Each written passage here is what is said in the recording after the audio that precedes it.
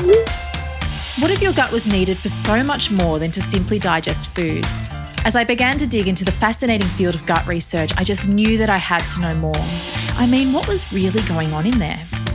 I decided to interview 24 experts on gut health from all over the globe.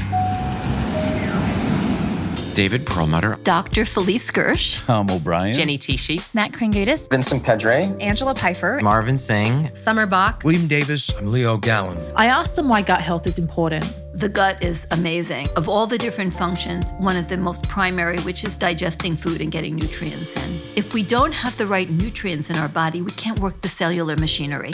We can't burn fat. We can't create energy. We looked at some of the most commonly consumed foods like gluten and the science on its effect on our health. In wheat is a protein called gliadin. You can't digest them. You can't break them down.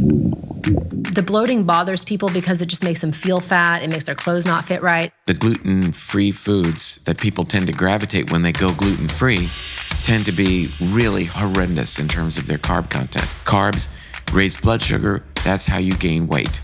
I was really interested in the microbiome, the latest research, and its effect that it has on our bodies.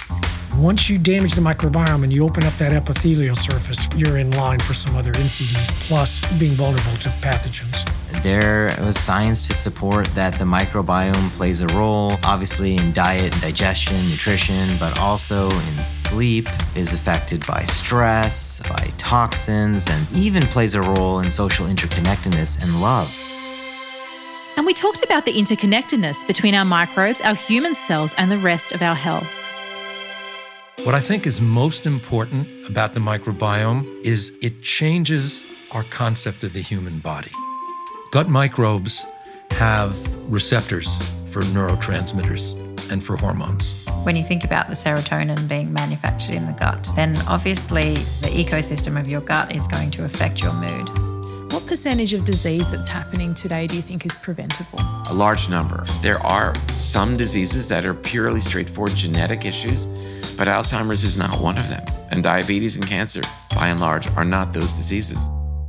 We had some really important conversations about why the state of our health is so poor to begin with. Yeah, so the ingredients that you mentioned are all subsidized by American taxpayers. So we are actually paying to put that crap in the food, and then we are paying the healthcare dollars to try to heal from the diabetes, the heart disease, and the obesity that comes from the things that we subsidize to put in our food.